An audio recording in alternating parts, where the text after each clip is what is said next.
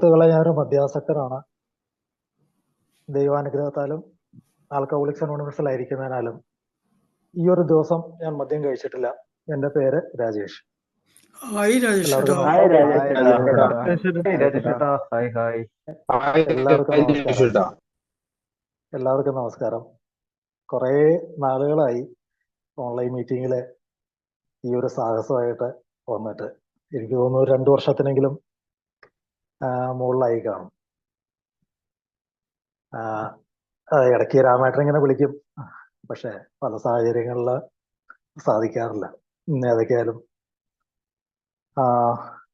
എൻ്റെ ഒരു രാമേട്ടൻ ചോദിച്ചു, ചെയ്യാവുന്ന ഏറ്റു.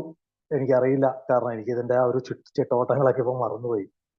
2 വർഷത്തോളമായി ഇപ്പം ഈ കാര്യങ്ങളൊക്കെ ആയിട്ട്, ഈ വിഷയാവതരണം ഓൺലൈൻ പരിപാടിയൊക്കെ ആയിട്ട് ഇരുന്നിട്ട്. എന്തായാലും എനിക്ക് തന്നിരിക്കുന്ന സമയം എനിക്കറിയില്ല, 1 മണിക്കൂറാണെന്നാണ് പറഞ്ഞത്. ഞാൻ സമയം തീർക്കുന്നതിന് തൊട്ട് മുൻപ് ഒരു 5 മിനിറ്റ് മുമ്പ് എന്നോടൊന്ന് പറഞ്ഞാൽ മതി, ഞാൻ കട്ട് ഓഫ് ചെയ്തോളാം. Okay. Oh yes, thank you. ഏതായാലും എല്ലാവരും ഒരുപാട്, ഞാൻ നോക്കി ആരൊക്കെയാ ഉള്ളതെന്ന്. ഒരുപാട് പേരുടെ പേരുകൾ കാണുന്നുണ്ട്. സന്തോഷം. നമുക്കൊരു വിഷയാവതരണം എന്ന് പറഞ്ഞു കഴിഞ്ഞാൽ അതൊരു വിഷയാവതരണമായിട്ടൊന്നും കണക്കാക്കണ്ട.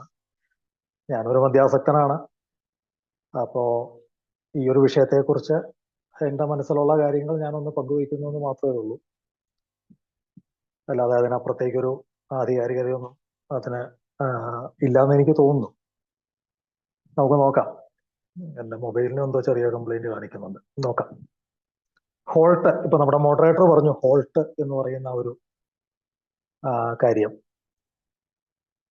4 ഇംഗ്ലീഷ് വാക്കുകളുടെ ആദ്യത്തെ 4 അക്ഷരങ്ങൾ ചേർത്താണ് നമ്മൾ പറയുന്നത്. Hunger, anchor, loneliness, tiredness.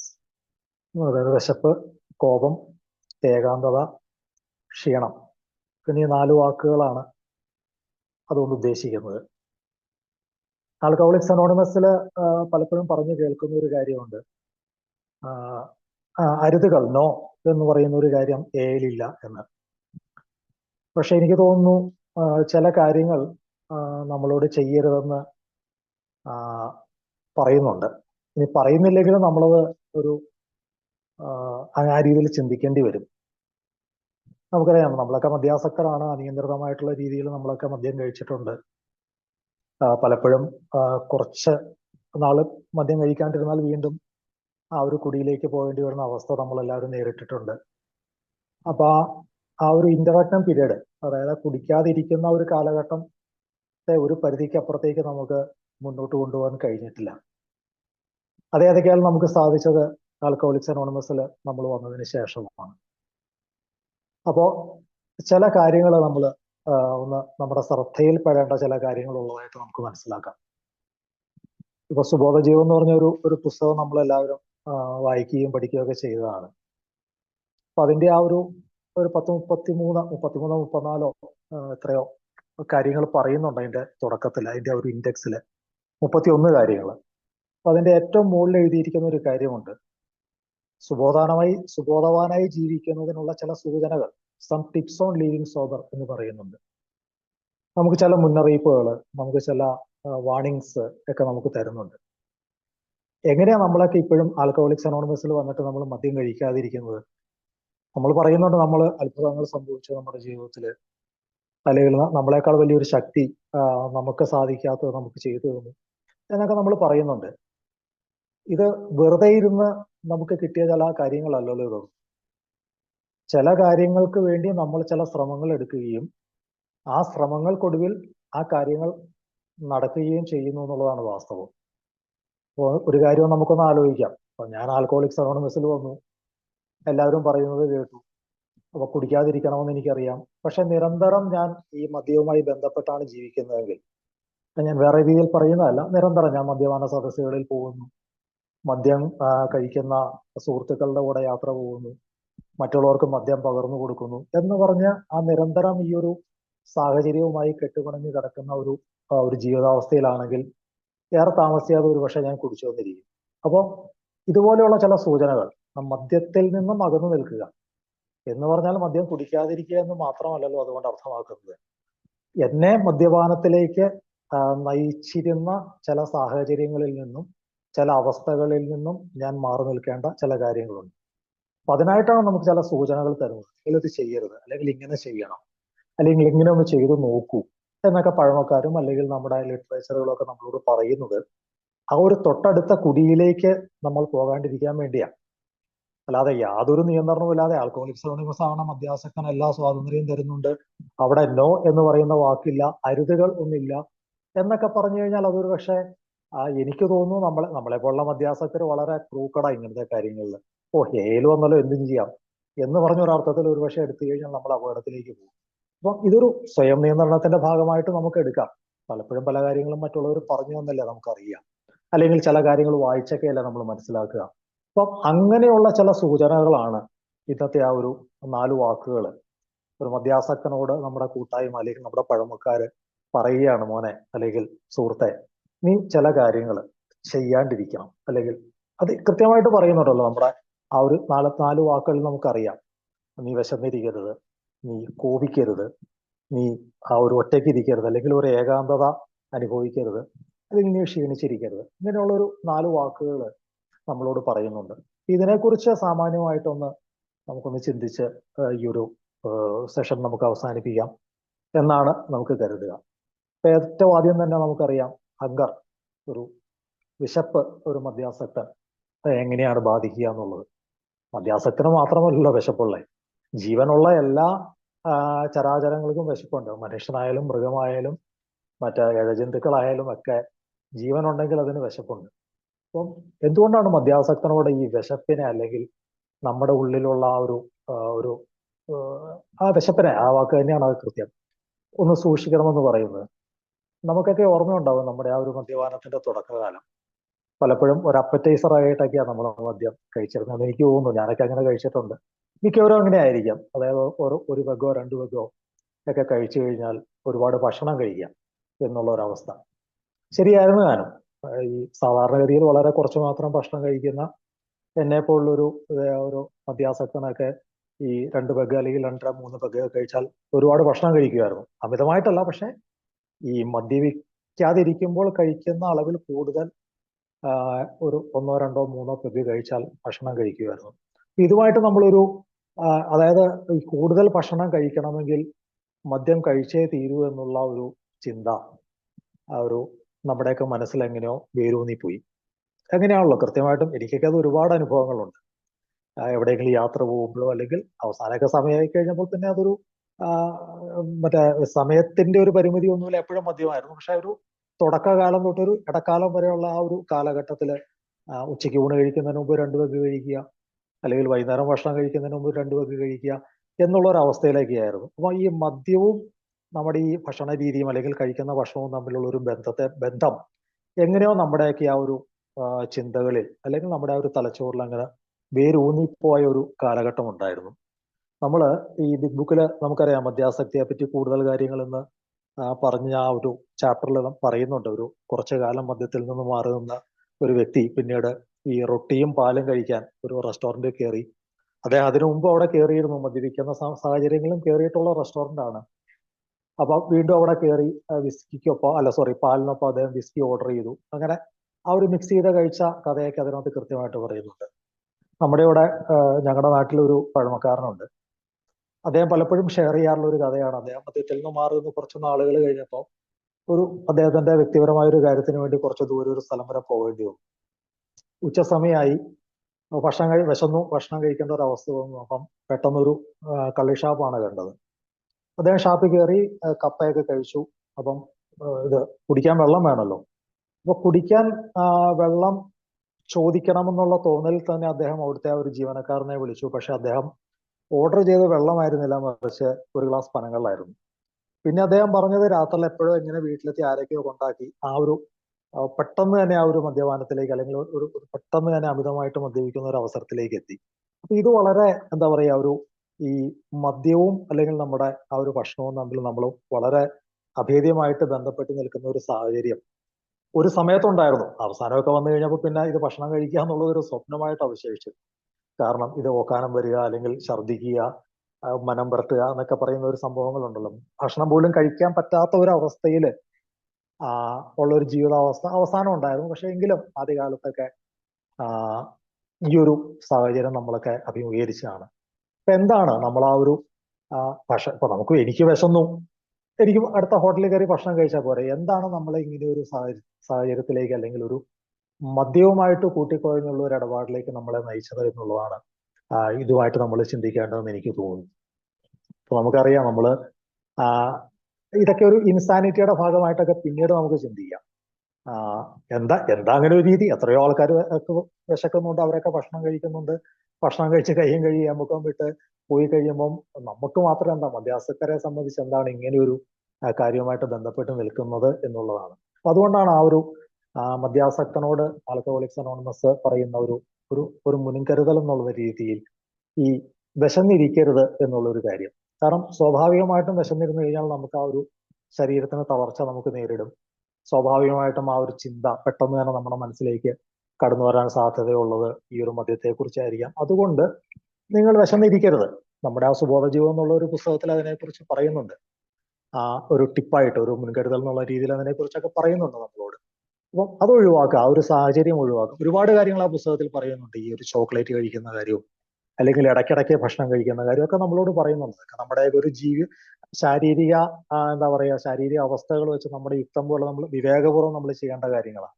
ഇതൊന്നും കോമൺ ആയിട്ട് ആപ്ലിക്കബിൾ ആകാൻ സാധിക്കില്ല. കാരണം എന്റെ ശരീരപ്രകൃതിയല്ലോ വേറൊരു മദ്യാസക്തനുള്ളത്. നമുക്ക് ഓരോരുത്തർക്കും നമ്മുടേതായിട്ടുള്ള രീതിയിൽ അവരാശയത്തെ നമുക്ക് എടുക്കാമെന്നുള്ളതാണ്.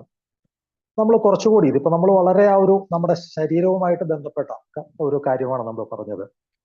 മദ്യാസക്തി എന്നുള്ള രോഗം നമ്മുടെ ശരീരത്തെ മാത്രമല്ലോ ബാധിക്കുന്നത്. മദ്യാസക്തി നമ്മുടെ ശാരീരികമായിട്ടും മാനസികമായിട്ടും വൈകാരികമായിട്ടും ആത്മീയ തലത്തിലും ഒക്കെ നമുക്ക് ഒരുപാട് ബുദ്ധിമുട്ടുണ്ടാക്കുന്ന ഒരു രോഗമായിട്ട് നമ്മൾ മനസ്സിലാക്കുന്നത്. നമുക്കറിയാം, ഇതൊന്നും ഞാൻ വീണ്ടും പറയേണ്ട കാര്യമൊന്നുമില്ല. കാരണം ഈ മീറ്റിങ്ങിൽ പങ്കെടുക്കുന്ന എല്ലാവർക്കും ഇതിനെക്കുറിച്ചൊക്കെ കൃത്യമായിട്ടുള്ള ധാരണകളുള്ള വ്യക്തികളാണെന്നാണ് ഞാൻ മനസ്സിലാക്കുന്നത്.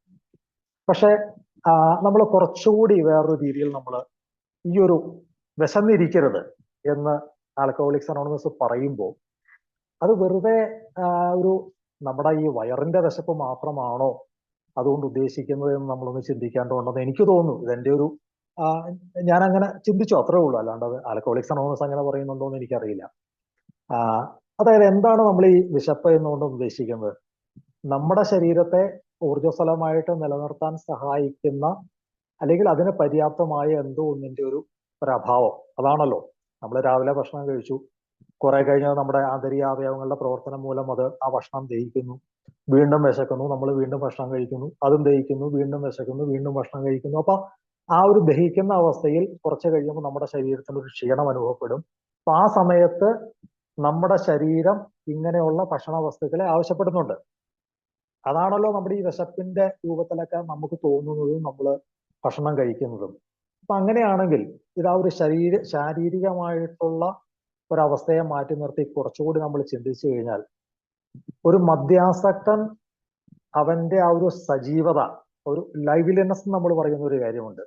അവന്റെ ആ ഒരു സജീവത നിലനിർത്താൻ പാകത്തിൽ എന്തൊക്കെയാണോ ആവശ്യമുള്ളത് അതിനെ സ്വാംശീകരിച്ച് അതിനെ അവന്റെ ജീവിതത്തിലേക്ക് എടുക്കുക എന്നുള്ളൊരു പ്രക്രിയയും കൂടെ ഇതിനോടൊപ്പം നമ്മൾ മനസ്സിലാക്കേണ്ടതുണ്ട് എന്ന് എനിക്ക് തോന്നുന്നു. അതായത് നമ്മൾ ഭക്ഷണം അതൊരു വലിയൊരു മഹാൻ പറഞ്ഞിട്ടുണ്ടല്ലോ, നമ്മള് ഭക്ഷണം കഴിച്ചുകൊണ്ട് മാത്രമല്ലല്ലോ മനുഷ്യൻ ജീവിക്കുന്നത്, നമുക്ക് ഒരുപാട് കാര്യങ്ങളുണ്ട്. അപ്പൊ ഒരു മദ്യാസക്തനെ സംബന്ധിച്ച് മദ്യാസക്തി എന്നുള്ളത് അവന്റെ ശരീരത്തെ മാത്രം ബാധിച്ച രോഗമല്ല, മറിച്ച് അവന്റെ മനസ്സിനെ ബാധിച്ചിട്ടുണ്ട്, അവന്റെ വൈകാരിക തലങ്ങളെ ബാധിച്ചിട്ടുണ്ട്, അവന്റെ ആത്മീയ തലങ്ങളെ ബാധിച്ചിട്ടുണ്ട്. ഇതൊക്കെയുണ്ട്. അപ്പം ആൽക്കഹോളിക്സ് അനോണിമസ് പറയാണ്, നീ വിശന്നിരിക്കരുത്, അല്ലെങ്കിൽ ആ ഒരു വിശപ്പ് എന്നുള്ള ഒരു കാര്യം പറയുമ്പോൾ അത് വെറും നമ്മുടെ ആ ഒരു വയറ്റിൽ ഉണ്ടാവുന്ന എന്തെങ്കിലും പ്രവർത്തനങ്ങളായിട്ട് മാത്രം കണക്കാക്കാതെ എനിക്കെന്താണ് ആവശ്യം, ഒരു മദ്യാസക്തൻ എന്നുള്ള രീതിയിൽ മദ്യാസക്തിയിൽ നിന്നും എനിക്ക് മോചനം കിട്ടണമെങ്കിൽ എന്തൊക്കെയാണോ ഞാൻ സ്വാംശീകരിച്ചെടുക്കേണ്ടത് അതെല്ലാം സമയാസമയങ്ങളിൽ ഞാൻ സ്വാംശീകരിച്ചെടുക്കണം എന്നുള്ള ഒരു സൂചനയും കൂടി ഇതിൽ അടങ്ങിയിട്ടുണ്ട് എന്ന് എനിക്ക് തോന്നുന്നു. ശരിക്കും അതല്ലേ നമ്മൾ തിരിച്ചറിയേണ്ടത്. എനിക്ക് ഐ എം ലാക്കിങ് സംതിങ്, എന്തോ ഒരു കുറവ് എന്നിലുണ്ട്. ആ കുറവ് നികത്താൻ പാകത്തിന് എന്താണെങ്കിലും, അതൊരു പക്ഷെ ഭക്ഷണമായിരിക്കാം, അല്ലെങ്കിൽ ചില ആശയങ്ങളായിരിക്കാം, അല്ലെങ്കിൽ മറ്റെന്തെങ്കിലും ചില കാര്യങ്ങളായിരിക്കാം. ഇത് ആൽക്കഹോളിക്സ് അനോണിമസിന്റെ ചിട്ടവട്ടങ്ങളിൽ ഉൾപ്പെടുന്ന കാര്യങ്ങളാണെങ്കിൽ ഞാനത് സ്വാംശീകരിച്ച് ആ വിശപ്പിനെ ഞാൻ ശമിപ്പിക്കുകയും വേണം. ഇത് വെറുതെ നമുക്ക് വിശന്നു, എനിക്ക് രാവിലെ ഭക്ഷണം കഴിച്ചില്ല, ഉച്ചയായപ്പോൾ വിശന്നു, ഞാൻ പോയി ഒരു മസാല ദോശ കഴിച്ചു, അല്ലെങ്കിൽ ഒരു ബിരിയാണി കഴിച്ചു, 2 പൊറോട്ട ചിക്കൻ കറി കഴിച്ചു, എന്റെ വിശപ്പ് മാറി. അതൊക്കെ അവിടെ നിൽക്കട്ടെ, അത് നമ്മുടെ ശരീരത്തിന് ആവശ്യമാണ്. അതിനപ്പുറത്തേക്ക് എന്താണ് എന്റെ വിശപ്പെന്ന് എനിക്ക് ഇത്രയും കാലം തിരിച്ചറിയാൻ സാധിച്ചില്ല. ഒരു മദ്യാസക്തനെ സംബന്ധിച്ച് അവൻ ആകെ പ്രശ്നബാധിതമായിട്ടുള്ള ജീവിതം ആണ് ജീവിച്ചു പോകുന്നത്. മദ്യപാനം മാത്രമാണ് ഒരു പ്രശ്നമെന്ന് കരുതി നമ്മളൊക്കെ ആൽക്കഹോളിക്സ് അനോണിമസിൽ വന്നു. നമ്മളോട് ആൽക്കഹോളിക്സ് അനോണിമസ് പറയുന്നു മദ്യപാനം ഒരു ലക്ഷണം മാത്രമായിരുന്നു എന്ന് പറയും. അതിന്റെ കാര്യകാരണങ്ങളിലേക്ക് നമ്മൾ ഇറങ്ങി ചെല്ലേണ്ടതുണ്ടെന്നും ആൽക്കഹോളിക്സ് അനോണിമസ് നമ്മളോട് പറയുന്നു. അപ്പോ ഇത് വെറും ഒരു അനിയന്ത്രിതമായിട്ടുള്ള കുടിയെ നിയന്ത്രണ വിധേയമാക്കുകയോ അല്ലെങ്കിൽ ആ കുടിയെ പാടെ നിർത്തിക്കളയുകയോ ചെയ്ത ഒരു ഏർപ്പാടല്ലല്ലോ. അതിനും അപ്പുറത്തേക്ക് കുറച്ചുകൂടി ഒരു വളർച്ചയ്ക്ക് അല്ലെങ്കിൽ കുറച്ചുകൂടി ഒരു പുരോഗതിക്ക് ഒരു മദ്യാസക്തൻ തയ്യാറാവേണ്ടതുണ്ട്. അതിനെന്തൊക്കെയാണ് വേണ്ടതെന്നുള്ളത് നമ്മൾ വളരെ കൃത്യമായിട്ട് ആൽക്കഹോളിക്സ് അനോണിമസിന്റെ പ്രോഗ്രാം നമ്മളോട് പറയുന്നുണ്ട്. അപ്പം അതിന്റെ കുറവാണ് എന്നിലെ ഈ അസ്വസ്ഥത എന്ന് ഞാൻ മനസ്സിലാക്കിയെടുക്കുമ്പോൾ തീർച്ചയായിട്ടും ഞാൻ ആ കാര്യങ്ങൾ ഞാൻ എൻ്റെ ജീവിതത്തിലേക്ക് സ്വാംശീകരിക്കണം.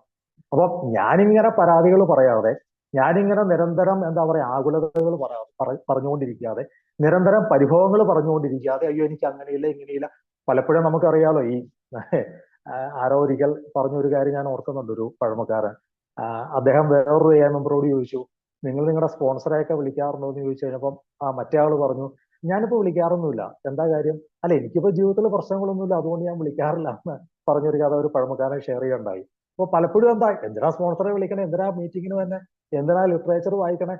വീട്ടിലാകെ പ്രശ്നം, ഭാര്യ സ്വയം തരുന്നില്ല, കുട്ടികൾ സ്വയം തരുന്നില്ല, ജോലി സ്ഥലത്ത് സ്വയം കിട്ടുന്നില്ല, അല്ലെങ്കിൽ അയൽവക്കക്കാരനുമായിട്ട് പ്രശ്നം, പുറത്തുള്ള അസ്വസ്ഥതകൾ ഇല്ലാതാക്കാൻ ഞാൻ റിക്കവറി മീറ്റിങ്ങിൽ വരുന്നു, ഞാൻ ബുക്ക് വായിക്കുന്നു. അതല്ലല്ലോ, മറിച്ച് എന്നിൽ എന്തൊക്കെയോ ചില കുറവുകളുണ്ട്, എന്നിൽ എന്തൊക്കെയോ ചില പ്രശ്നങ്ങളുണ്ട്, അല്ലെങ്കിൽ എന്റെ പുരോഗതി ഇനിയും വരേണ്ടിയിരിക്കുന്നു എന്നുള്ള തോന്നലിന്റെ തുടക്കത്തിൽ നിന്നാണ് നമുക്ക് ഈ ആൽക്കഹോളിക്സ് അനോണിമസ് പറയുന്ന കാര്യങ്ങൾ പയ്യെ നമുക്ക് നമ്മുടെ ജീവിതത്തിലേക്ക് കൊണ്ടുവരാൻ സാധിക്കുകയുള്ളൂ. അപ്പം എന്തോ എന്തിന്റെ അഭാവത്തെ തിരിച്ചറിയുകയും ആ അഭാവത്തെ നമുക്ക് എങ്ങനെ നികത്തിയെടുക്കാൻ സാധിക്കുമെന്നുള്ള ഒരു അന്വേഷണമാണ് ശരിക്കും ആൽക്കഹോളിക്സ് അനോണിമസിന്റെ ആ ഒരു സത്ത എന്ന് എനിക്ക് തോന്നുന്നു.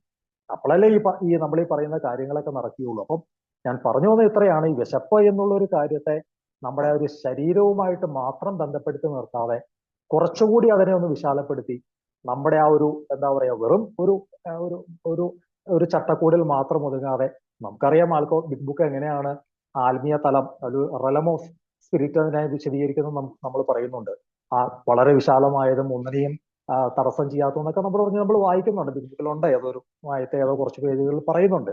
അപ്പം ആ ഒരു വളർച്ചയ്ക്ക് എന്തൊക്കെയാണോ എനിക്ക് വേണ്ടത് എന്ന് ഞാൻ അതിനെ തിരിച്ചറിഞ്ഞ്, അത് എന്റെയാണ്. അപ്പൊ നമുക്ക് ഓരോരുത്തർക്കും അവരവർക്കേ അറിയാവുള്ളൂ എന്തൊക്കെയാണ് അവരുടെ ജീവിതത്തിൽ കുറവുകൾ, എന്തൊക്കെയാണ് അവർക്ക് കൂടുതൽ ആവശ്യം അതിൽ നിന്ന് എന്ന് മനസ്സിലാക്കി അതിന്റെ അടിസ്ഥാനത്തിൽ ആൽക്കഹോളിക്സ് അനോണിമസ് പറയുന്ന കാര്യങ്ങളെ അവനവന്റെ ജീവിതത്തിൽ പ്രയോഗത്തിൽ വരുത്തി അതിൽ നിന്നും ആ ഒരു വിശപ്പ് ശമിപ്പിക്കുന്ന ഒരു പ്രക്രിയ ശരിക്കും അതായിരിക്കണം, അല്ലെങ്കിൽ അതാണ് ഈ ഒരു ആത്മീയ യാത്ര, ഒരു സ്പിരിച്വൽ ജേർണി, ഒരു പിൽഗ്രിമേജ്. ഞങ്ങളുടെ ഇവിടെ നാട്ടിൽ ഒരു പറയുന്നത്, അദ്ദേഹം പറയുന്ന വളരെ ഒരു എന്താ പറയാ ഗൗരവമുള്ള ഒരു കാര്യമുണ്ട്. ഇതൊരു തീർത്ഥയാത്രയാണെന്ന് അദ്ദേഹം പറയും. ഈ ആൽക്കഹോളിക്സ് അനോണിമസിലൂടെയുള്ള യാത്ര ഒരു തീർത്ഥയാത്രയാണ്. കാരണം നമ്മൾ എന്തോ തേടിയുള്ള ഒരു അന്വേഷണത്തിന്റെ ഭാഗമായിട്ട് നമ്മൾ ചെയ്യുന്നതാണെന്നൊക്കെ അദ്ദേഹം പറയാറുണ്ട്. അപ്പൊ എന്താണ് എനിക്ക് വേണ്ടതെന്ന് തിരിച്ചറിഞ്ഞ്, അപ്പൊ എന്തോ ഒരു കുറവുണ്ട് എന്നില്. അതാണല്ലോ ഭക്ഷണത്തിന്റെ കാര്യത്തിലും അങ്ങനെയല്ലേ. ആ ഒരു ഭക്ഷണത്തിന്റെ അഭാവം, അല്ലെങ്കിൽ എന്റെ ശരീരത്തിന് ഊർജം തരുന്ന എന്തിന്റെ ഒരു അഭാവത്താൽ എന്റെ ശരീരം അതിനോട് പ്രതികരിക്കുന്നു. ആ പ്രതികരണത്തിന്റെ ഒരു അനന്തര ഫലമായിട്ട് നമ്മൾ ഭക്ഷണം കഴിക്കുന്നു, നമ്മുടെ വിശപ്പ് മാറുന്നു. Well and good, correct. അത് നമ്മുടെ ഒരു മാനസിക ആത്മീയ വളർച്ചയുടെ ഭാഗമായിട്ടും കൂടെ നമ്മൾ കണക്കാക്കുമ്പോൾ എന്താണ് എൻ്റെ ആത്മീയ പുരോഗതിക്ക് തടസ്സം നിൽക്കുന്നത്, എന്താണ് എൻ്റെ മാനസിക വളർച്ചയ്ക്ക് തടസ്സം നിൽക്കുന്നത് എന്നുകൂടി തിരിച്ചറിഞ്ഞ് അതിനെ എൻ്റെ വിശപ്പായിട്ട് കണ്ട് ആ വിശപ്പിനെ മാറ്റാൻ പാകത്തിലുള്ള കാര്യങ്ങൾ ആൽക്കഹോളിക്സ് അനോണിമസിന്റെ പ്രോഗ്രാമിൽ നിന്നും എടുത്ത് നമ്മുടെ ജീവിതത്തെ പുഷ്ടിപ്പെടുത്തുക എന്നുള്ള ഒരു കാര്യത്തെയാണ് ഈ വിശപ്പ് അല്ലെങ്കിൽ ഒരു എന്താ പറയാ ഒരു ഹംഗ്രി അല്ലെങ്കിൽ ഹങ്കർ എന്നുള്ള കാര്യം കൊണ്ട് നമ്മൾ ഉദ്ദേശിക്കേണ്ടതെന്ന് എനിക്ക് തോന്നുന്നു. ഞാൻ ആദ്യം പറഞ്ഞല്ലോ, നമ്മൾ വെറുതെ അതൊരു ഭക്ഷണം കഴിക്കലിൽ മാത്രം നമുക്ക് ഒതുക്കേണ്ട ഒരു കാര്യമില്ല. അപ്പം ഒരു മദ്യാസക്തനോട് ആൽക്കഹോളിക്സ് അനോണിമസ് പറയുകയാണ്, നീ വിശന്നിരിക്കരുതെന്ന് പറഞ്ഞാൽ ആ വിശപ്പ് മാറ്റാനുള്ള എല്ലാ കാര്യങ്ങളും, എല്ലാ എന്താ പറയാ വിഭവങ്ങളും ആൽക്കഹോളിക്സ് അനോണിമസ് മദ്യാസക്തന് മുന്നിൽ തരുന്നുണ്ട്. പക്ഷെ അവർ നമ്മുടെ മുന്നിൽ ഇലയിട്ട് 24 തരം കറികളും ചോറും എല്ലാ കാര്യങ്ങളും വിളമ്പിയിട്ടും ആ 2 കൈയും കെട്ടിയിട്ടിട്ട് എനിക്കിപ്പോഴും വിശന്നുകൊണ്ടിരിക്കുക എന്ന് പറയുന്നതിൽ യാതൊരു അർത്ഥവും നമുക്കില്ല. ആ കെട്ട് നമ്മൾ അഴിച്ച് നമുക്ക് വേണ്ട കാര്യങ്ങൾ എടുത്ത് നമ്മുടെ ആ ജീവനെയും നമ്മുടെ ആ ഒരു എന്താ പറയാ ആ ഒരു സജീവതയെ നമ്മൾ നിലനിർത്തുക, അതിനെ പുഷ്ടിപ്പെടുത്തുക, അല്ലെങ്കിൽ അതിനെ പുരോഗതിയിലേക്ക് കൊണ്ടുപോവുക എന്നുള്ളൊരു പ്രവൃത്തി നമ്മൾ ചെയ്യുമ്പോഴാണ് ആ ഒരു വളർച്ചയ്ക്ക് അടിസ്ഥാനമായിട്ടുള്ള ഒരു ഘടകം നമുക്ക് അതിൽ നിന്നും ലഭിക്കുന്നത്. ഇതാണ് നമുക്ക് ആ ഒരു എന്താ പറയാ ഹംഗ്രി അല്ലെങ്കിൽ വിശപ്പ് എന്നുള്ള കാര്യത്തിൽ നിന്നും മനസ്സിലാക്കേണ്ടതെന്ന് എനിക്ക് തോന്നുന്നു. ഞാൻ ആദ്യം പറഞ്ഞ പോലെ അത് എൻ്റെ ഒരു എന്താ പറയാ ഒരു ചിന്തയുടെ ഭാഗമായിട്ടൊക്കെയാണ് എനിക്ക് മനസ്സിലാക്കാൻ കഴിയുക. നമ്മൾ പ്രത്യേകിച്ചും നമ്മൾ ആ 12 നമ്മൾ 11-ാം പടിയെ കുറിച്ചുള്ള ഭാഗത്ത് നമ്മൾ വായിക്കുന്നുണ്ട്.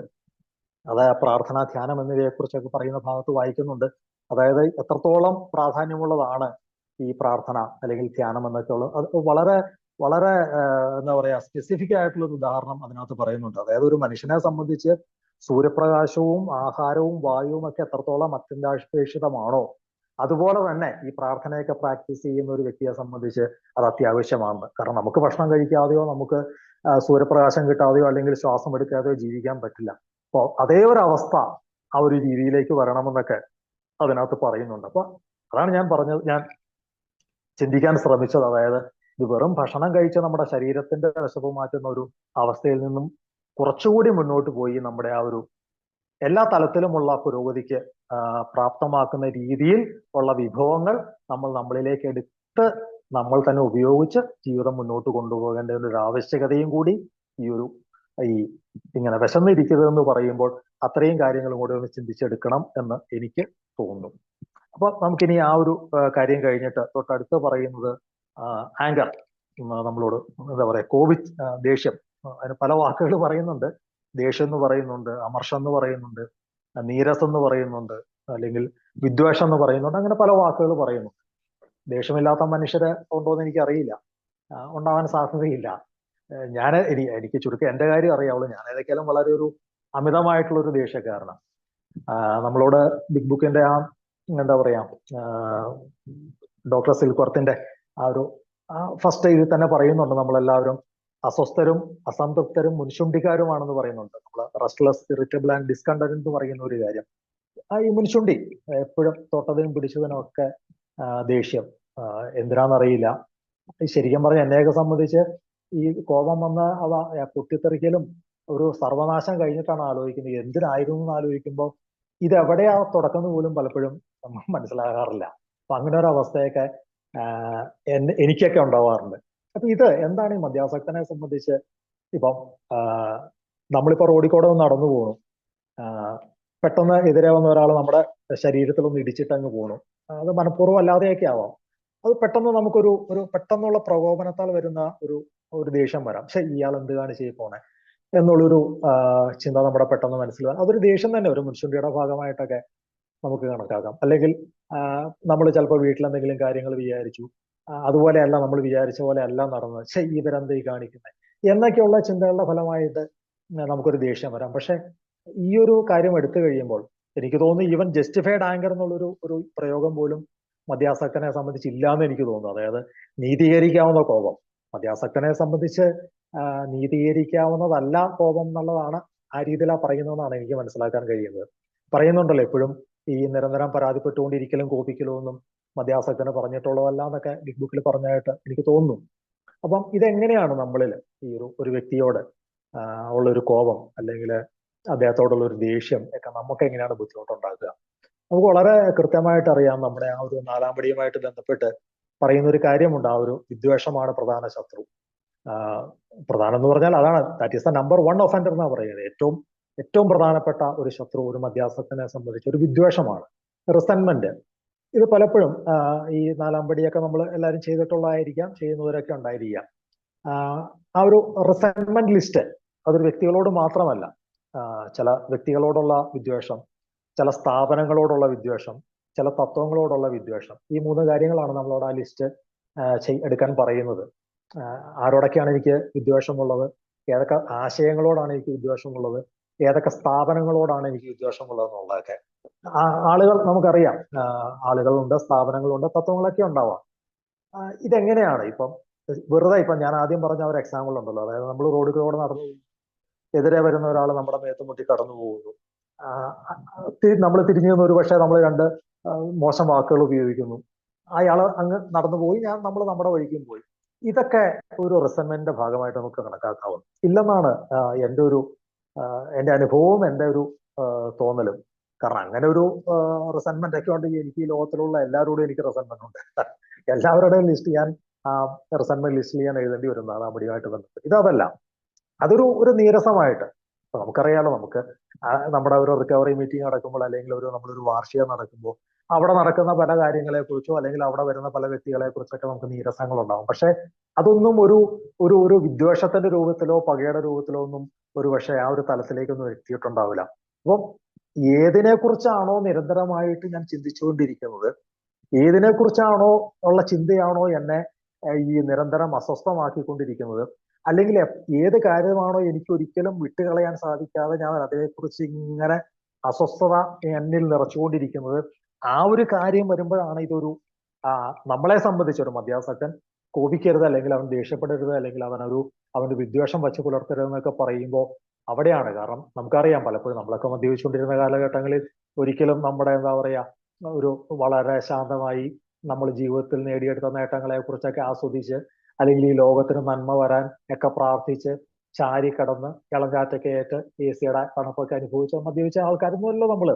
പലപ്പോഴും എന്തെങ്കിലും പ്രശ്നം ഒരാളോടുള്ള ദേഷ്യം മനസ്സിൽ കയറി ഇവനെ എങ്ങനെ ശരിയാക്കാം, അല്ലെങ്കിൽ അവനെ നാളെ എങ്ങനെ അവനിട്ട് ഒരു പണി കൊടുക്കാം എന്നൊക്കെ പറഞ്ഞ് എങ്ങനെയെങ്കിലും ആ ഒരു വ്യക്തിയോട്, അല്ലെങ്കിൽ കൂടുതലും വ്യക്തികളോടായിരുന്നു ആ കാലഘട്ടത്തിലൊക്കെ എനിക്ക് ഒരാളോടൊക്കെ അമർഷം തോന്നിക്കഴിഞ്ഞാൽ അത് നേരിട്ട് ചെയ്യാൻ ഒരു പക്ഷേ ഭയമായിരിക്കും, നേരിട്ട് അയാളോട് ഇന്ന് ചോദിക്കാൻ പോലും എനിക്ക് ഭയമായിരിക്കും. അപ്പൊ ആ ഒരു വിദ്വേഷം തീർക്കുന്നത് ഈ പറഞ്ഞ പോലെ ഏതെങ്കിലും ഒരു മദ്യശാലയിലോ അല്ലെങ്കിൽ ഒരു മദ്യക്കുപ്പിയോ ഒക്കെ മേടിച്ച് എന്നാലും അവൻ അങ്ങനെ പറഞ്ഞു, എന്നാലും ഇതിനെങ്ങനെ പറഞ്ഞു, എന്നാലും എന്ന് പറഞ്ഞുകൊണ്ട് നമ്മളോട് ആൽക്കഹോളിക്സ് അനോണിമസ് പറയുന്ന ഒരു കാര്യമുണ്ട്, ആ ഒരു എങ്കിൽ എന്നുള്ള ഒരു തടവറയിൽ നിന്നുള്ള മോചനം എന്നൊക്കെ പറഞ്ഞ് നമ്മൾ വായിക്കുന്നുണ്ട്. അപ്പൊ ആ ഒരു വിദ്വേഷം, ഒരു വ്യക്തിയോടുള്ള വിദ്വേഷം ഒരു പക്ഷെ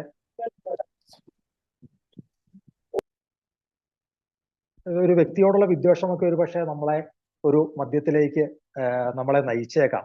അതുകൊണ്ട് തന്നെയാണ് നമ്മൾ ബിഗ് ബുക്ക് വളരെ കൃത്യമായിട്ട് ഇങ്ങനത്തെ കാര്യങ്ങളെ കുറിച്ച് പറയുന്നത്. അതായത് നമ്മുടെയൊക്കെ ആത്മീയാനുഭൂതിയുടെ നിലനിൽപ്പും വളർച്ചയും ലക്ഷ്യമാക്കിയിട്ടുണ്ടെങ്കിൽ ഈ മനസ്സിൽ വിദ്വേഷം സൂക്ഷിക്കാൻ പാടില്ല എന്ന് പറയുന്നത്. ഇതിനെ എങ്ങനെയാണ് നമ്മൾ മറികടന്നേ പറ്റൂ, ഈ ഒരു വിദ്വേഷം എന്നുള്ള ഒരു അവസ്ഥയെ, അല്ലെങ്കിൽ ആ ഒരു ദേഷ്യം, കോപം എന്നുള്ള ഒരു അവസ്ഥയൊക്കെ നമ്മൾ മറികടക്കുക എന്നുള്ളത്. ഞാൻ പലപ്പോഴും വിചാരിക്കാറുണ്ട്, എന്തുകൊണ്ടാണ് എനിക്കൊരു വ്യക്തിയോട് ദേഷ്യം വരുന്നത്, അല്ലെങ്കിൽ എന്തുകൊണ്ടാണ് എനിക്കൊരു സ്ഥാപനത്തോട് ദേഷ്യം വരുന്നത്. ആ മൈക്ക് ആരോ ഓൺ ചെയ്തിട്ടുണ്ടല്ലോ, ഒന്ന് ഓഫ് ചെയ്യോ?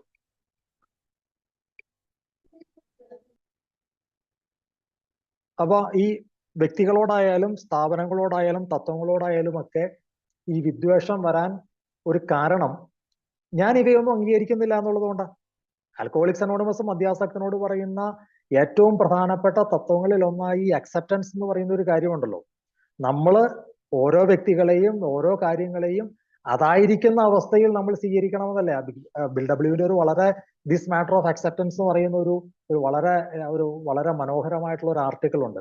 നമ്മൾ സ്വീകരിക്കാൻ പഠിക്കുക, എന്റെ സൗകര്യത്തിനല്ല, എന്റെ നിബന്ധനകൾക്കനുസരിച്ചല്ല, അല്ലെങ്കിൽ എന്റെ താല്പര്യങ്ങൾക്ക് വഴങ്ങിയുമല്ല, മറിച്ച് അവരായിരിക്കുന്ന അവസ്ഥയിൽ, അല്ലെങ്കിൽ ഒരു എന്താ പറയാ ഒരു നിബന്ധനകളുമില്ലാതെ, ഒരു വ്യവസ്ഥകളുമില്ലാതെ മറ്റുള്ളവരെയും മറ്റുള്ളതിനെയും ഞാൻ അതുപോലെ സ്വീകരിക്കുക എന്നുള്ളതാണ്. അപ്പൊ അങ്ങനെ സ്വീകരിച്ചു തുടങ്ങിക്കഴിഞ്ഞാൽ പിന്നെ എവിടെ എന്റെ ദേഷ്യത്തിന് അടിസ്ഥാനം, പിന്നെ എന്താ എന്റെ വിദ്വേഷത്തിന് അടിസ്ഥാനം?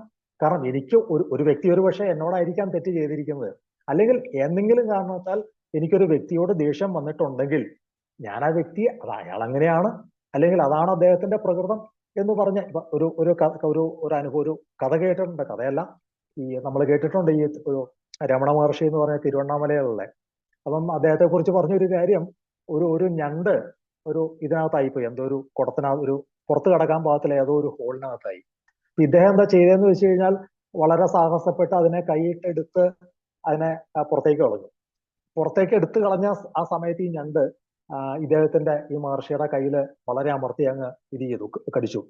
അപ്പൊ ഇത് കണ്ടു നിന്ന് അദ്ദേഹത്തിന്റെ ശിഷ്യൻ ചോദിച്ചാൽ അങ്ങേക്ക് എന്തിന്റെ ആവശ്യം ഉണ്ടായിരുന്നു, അങ്ങനെ ആ ഞണ്ടിന്റെ ജീവൻ രക്ഷിച്ചിട്ടും ആ ഞണ്ട് താങ്കളെ കടിച്ചില്ലേ എന്ന് ചോദിച്ചു കഴിഞ്ഞപ്പോൾ അദ്ദേഹം പറഞ്ഞത് രക്ഷിക്കുക എന്നുള്ളത് എന്റെ സ്വഭാവം, കടിക്കുക എന്നുള്ളത് അതിന്റെ സ്വഭാവം, അത്രേ ഉള്ളൂ. അപ്പം നമ്മളോട് തെറ്റ് ചെയ്ത ഒരു വ്യക്തിയാണെങ്കിൽ പോലും അത് അവരുടെ ഒരു പ്രകൃതമായിട്ട് കണ്ട് എന്തുകൊണ്ട് ആ ഒരു അക്സെപ്റ്റൻസ് സാധ്യമാകുന്നില്ല എന്നുള്ളതാണ്.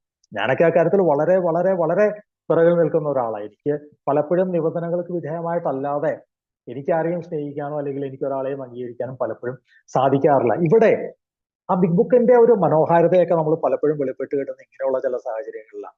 എന്താണ് എനിക്കിപ്പോ ഒരാളോട് ദേഷ്യം വന്നു കഴിഞ്ഞാൽ എന്താണ് അതിന് ചെയ്യാൻ സാധിക്കുക എന്നുള്ള ആ ഒരു പ്രാർത്ഥന നമുക്ക് വളരെ കൃത്യമായിട്ട് ബിഗ് ബുക്ക് പറയുന്നുണ്ട്. എന്താ പറയുക, ഇപ്പോൾ ഒരാളെന്നോട് തെറ്റ് ചെയ്തു, എനിക്ക് സ്വാഭാവികമായിട്ടും ആ വ്യക്തിയോട് എനിക്ക് ദേഷ്യം തോന്നാം, വിദ്വേഷം തോന്നാം, പക തോന്നാം, അമർഷം തോന്നാം, നീരസം തോന്നാം, എല്ലാം തോന്നാം. പക്ഷെ ഒരു നീതീകരിക്കാവുന്ന കോപം പോലും എനിക്ക് പറ്റില്ലെങ്കിൽ, ഒരു മധ്യാസക്തന് പറ്റില്ലെങ്കിൽ, പിന്നെ എനിക്ക് എന്താണ് അവിടെ ചെയ്യാൻ സാധിക്കുക എന്നുള്ളതാണ്. അതാണ് ആ ഒരു അതിന്റെ ഒരു പ്രയറിന്റെ ഒരു പ്രാർത്ഥനയുടെ ഭാഗമായിട്ടൊക്കെ നമ്മളോട് പറയുന്നത്. ആ വ്യക്തിയെ സംബന്ധിച്ച് അദ്ദേഹം ഒരു രോഗം ഉള്ള ഒരു മനുഷ്യനായിട്ട് കണക്കാക്കുക. തുടർന്ന് എനിക്ക് എങ്ങനെയാണ് ആ വ്യക്തിയെ സഹായിക്കാൻ സാധിക്കുക എന്നുള്ളൊരു ചിന്ത. മൂന്നാമതായിട്ട് ആ വ്യക്തിയോട് കോപിക്കുന്നതിൽ നിന്നും എന്നെ രക്ഷിക്കുക എന്നുള്ള ഒരു പ്രാർത്ഥന. പലപ്പോഴും ആൽക്കഹോളിക്സ് അനോണിമസില് ഞാനത് കുറ്റമായിട്ടോ അല്ലെങ്കിൽ വേറെ രീതിയിൽ പറയുന്നതല്ല, പല റിക്കവറി മീറ്റിങ്ങുകളിലോ കേൾക്കാറുണ്ട്, ഞാൻ നിങ്ങൾക്ക് വേണ്ടി പ്രാർത്ഥിക്കാം, നിങ്ങൾ എനിക്ക് വേണ്ടി പ്രാർത്ഥിക്കണം. നല്ല കാര്യം, വേറൊരാൾക്ക് വേണ്ടി പ്രാർത്ഥിക്കുക എന്നുള്ള നല്ല കാര്യം. മറ്റുള്ളവർ നമുക്ക് വേണ്ടി പ്രാർത്ഥിക്കുന്നു എന്നറിയുമ്പോൾ അതും നമുക്ക് സന്തോഷം തരുന്നൊരു കാര്യം. പക്ഷെ ഇവിടെ പറയുന്നത് ആ ഒരു കോപത്തിന്റെ കാര്യം അല്ലെങ്കിൽ നീരസത്തിന്റെ കാര്യം, വിദ്വേഷത്തിന്റെ കാര്യത്തിൽ പറയുന്നത് ആ വ്യക്തിയോട് കോപിക്കുന്നതിൽ നിന്നും ദൈവമേ അങ്ങ് എന്നെ രക്ഷിക്കുക എന്നുള്ളതാണ്. ആ പ്രാർത്ഥന ആ വ്യക്തിക്ക് വേണ്ടിയല്ല, മറിച്ച് ആ പ്രാർത്ഥന എനിക്ക് വേണ്ടിയാണ്. കാരണം എനിക്കൊരു പക്ഷേ ഇപ്പൊ മീറ്റിങ്ങിലുള്ള ഒരു 30 പേരുണ്ടെങ്കിൽ 40 പേരുണ്ടെങ്കിൽ 10 പേരോടും എനിക്ക് ദേഷ്യം തോന്നാം, അല്ലെങ്കിൽ എനിക്ക് വിരോധം തോന്നാം, പ്രത്യേകിച്ച് കാരണമൊന്നും ഉണ്ടെങ്കിലും ഇല്ലെങ്കിലും. പക്ഷെ ഒരിക്കലും അത് അറിയുന്നുണ്ടാവില്ല. ആരാണ് അസ്വസ്ഥമാകുന്നത്? ഞാനാണ് അസ്വസ്ഥമാകുന്നത്. അപ്പം എനിക്ക് എങ്ങനെ ആ അസ്വസ്ഥതയിൽ നിന്നും മാറാം? ആ നിങ്ങളോടുള്ള ദേഷ്യത്തിൽ നിന്നും മോചിതനാകാൻ ഞാൻ എനിക്ക് വേണ്ടി പ്രാർത്ഥിക്കുന്ന ഒരവസരം. അതാണ് ആ ഒരു അവസരമല്ല, ഒരവസ്ഥ. അതാണ് ആ ഒരു കോപത്തിൽ നിന്നും മറികടക്കാനായിട്ട്, അല്ലെങ്കിൽ ആ ഒരു നീരസത്തിൽ നിന്നും മറികടക്കാനൊക്കെ ആയിട്ട് ബിഗ് ബുക്ക് നമ്മളോട് പറയുന്ന ആ ഒരു 4-ാം പടിയുടെ ഭാഗമായിട്ടൊക്കെയുള്ള ചർച്ചയിൽ നമ്മൾ വായിക്കുന്നുണ്ട്. അപ്പൊ ആ ഒരു വ്യക്തിയോട് നീരസം തുടങ്ങി കോപമായി, അമർഷമായി, ദേഷ്യമായി, വിദ്വേഷമായി, പകയായി, ഇത് പല തട്ടുകളിൽ മുകളിലേക്ക് പോയി അവസാനം ഒരു മദ്യാസക്തൻ മദ്യത്തിലേക്ക് ചെന്നെത്തി നിൽക്കുന്ന അവസ്ഥയിൽ നിന്നും അവനെ രക്ഷിക്കാനായിട്ട് ആൽക്കഹോളിക്സ് അനോണിമസ് പറയുന്നു, നീ കോപം നിന്നും മാറ്റി നിർത്തുക എന്നുള്ളത്. നോക്കൂ എത്ര കൃത്യമായിട്ടാണ് ഒരു മദ്യാസക്തന്റെ ആ ഒരു അവസ്ഥയിലേക്ക് ആൽക്കഹോളിക്സ് അനോണിമസ് ഇറങ്ങി ചെല്ലുന്നതെന്ന് നോക്കൂ. നമ്മൾ ആരെങ്കിലും, ഞാൻ ഇത് ഈ ബഹുവചനത്തിൽ പറയുന്നു എന്ന് മാത്രമേ ഉള്ളൂ കേട്ടോ, ഞാൻ എൻ്റെ അനുഭവത്തിൽ നിന്നാണ് ചില കാര്യങ്ങളൊക്കെ പറയുന്നത്. ആരെങ്കിലും ചിന്തിച്ചിട്ടുണ്ടായിരിക്കുമോ ഒരാളോടുള്ള ദേഷ്യം അല്ലെങ്കിൽ ഒരാളോടുള്ള പകയാണ് നമ്മളെ പലപ്പോഴും മദ്യത്തിലേക്ക് നയിച്ചിരുന്നതെന്ന് നമ്മൾ ചിന്തിച്ചിട്ടുണ്ട്? നമ്മളെപ്പോഴും നമ്മളെ ന്യായീകരിച്ച് അവരെന്നോട് അങ്ങനെ ചെയ്യാമായിരുന്നു, അവരെന്നോട് അങ്ങനെ പറയാമായിരുന്നു, ഞാൻ എന്തൊക്കെ അവർക്ക് വേണ്ടി ചെയ്തിട്ടുണ്ട്, എന്റെ എന്തോരം പൈസ ഞാൻ കളഞ്ഞിട്ടുണ്ട്, എന്തോരം സമയം ഞാൻ കളഞ്ഞിട്ടുണ്ട്, എന്നിട്ടും അവരങ്ങനെ ചെയ്തല്ലോ എന്നൊക്കെ പറഞ്ഞ് ആ മനുഷ്യനോട് നീരസം തുടങ്ങി. അത് പയ്യെ ദേഷ്യമായി, കോപമായി, നീരസമായി, വിദ്വേഷമായി, പകയായി. ഇതെല്ലാം ചിന്തിച്ചു കൂട്ടുന്നത് ഒരു മദ്യക്കുപ്പിയുടെ സഹായത്താലാണ്. അല്ല സ്വതന്ത്രമായിട്ട് വളരെ ശാന്തമായിട്ട് ഏതെങ്കിലും ദേവാലയത്തിലോ അല്ലെങ്കിൽ ഏതെങ്കിലും ഒരു ആശ്രമാന്തരീക്ഷത്തിലോ അല്ലെങ്കിൽ മറ്റാരോടെങ്കിലും ചർച്ച ചെയ്തോ അല്ലല്ലോ ഒന്നും തീരുമാനിക്കുന്നത്. ഇത് ആ ഒരു വല്ലാത്ത സാഹചര്യത്തിൽ നിന്ന് ഒരു കുപ്പി മദ്യത്തോട് കൂട്ടുപിടിച്ച് ചിന്തിക്കുകയാണ്. എന്നാലും അവൻ ആ വ്യക്തി അറിഞ്ഞിട്ട് പോലും ഉണ്ടാവില്ല, എന്നാലും അങ്ങനെ ചെയ്യാമായിരുന്നു. അപ്പം ആ ഒരു അൾട്ടിമേറ്റ് ആയിട്ട് പെട്ടെന്ന് ഞാനിപ്പോ എന്റെ വീട്ടിൽ എന്റെ ഭാര്യയോട് ദേഷ്യപ്പെട്ടു, അല്ലെങ്കിൽ എന്റെ അയൽവക്കക്കാരനോട് ദേഷ്യപ്പെട്ടു, ഞാൻ നാളെ പോയി മദ്യപിക്കും എന്നല്ലല്ലോ ഇതിനർത്ഥം. മറിച്ച് അൾട്ടിമേറ്റ് ആയിട്ട് ഇത് പയ്യെ വളർന്നു ഒരു വെള്ളവും വളവും ഒക്കെ ഇട്ട ഒരു ചെടി അല്ലെങ്കിൽ ഒരു വിത്തെങ്ങനെ മുളച്ച് വലുതായി വരുന്നോ, അല്ലെങ്കിൽ ഒരു വിത്താണെങ്കിൽ നമുക്ക് മണ്ണിൽ നിന്ന് ഇളക്കി മാറ്റി കളയാം. അതൊരു വലിയൊരു വൃക്ഷമായി തീർന്നാൽ നമുക്ക് എന്ത് ചെയ്യാൻ കഴിയും? അപ്പൊ അത്രത്തോളം ആ ഒരു വിദ്വേഷം എന്റെ മനസ്സിൽ ആ വേര് ഊന്നിക്കഴിഞ്ഞാൽ പിന്നെ പറിച്ചു മാറ്റുക എന്നുള്ളത് വളരെ വിഷമകരമായിരിക്കും. അപ്പൊ അതുകൊണ്ട് ഇൻ അഡ്വാൻസ് നമ്മളോട് പറയുകയാണ് ഈ ഒരു കാര്യം, ആ ഒരു കോപത്തിൽ നിന്നും മാറി നിൽക്കാനുള്ള ഒരു ശ്രമം നടത്തുക എന്നുള്ളത്. ഇത് നമുക്ക് ആ ഒരു എന്താ പറയാ ആങ്കർ എന്നുള്ള ഒരു കാര്യവുമായിട്ട് ബന്ധപ്പെട്ട് ചിന്തിക്കാമെന്ന് എനിക്ക് തോന്നുന്നു. അപ്പൊ നമ്മൾ പറഞ്ഞത് ആ വിശപ്പിന്റെ കാര്യം പറഞ്ഞു, ആങ്കർ, കോപം അല്ലെങ്കിൽ വിദ്വേഷം, എന്തും നമ്മുടെയൊക്കെ ഒരു യുക്തം പോലെ നമുക്ക് എടുക്കാം. അതിന്റെ കാര്യവും നമുക്ക് ഈ രീതിയിൽ നമുക്ക് കൺക്ലൂഡ് ചെയ്യാം. പിന്നീട് പറയുന്നത് ഏകാന്തതയാണ്, ലോൺലിനെസ് എന്ന് പറയുന്ന ഒരു കാര്യം. ഇത് പലപ്പോഴും എനിക്കൊക്കെ ഒരു തെറ്റിദ്ധാരണ ഉണ്ടായിരുന്നു ഈ ആൽക്കഹോളിക്സ് അനോണിമസിൽ വന്ന സമയത്ത്.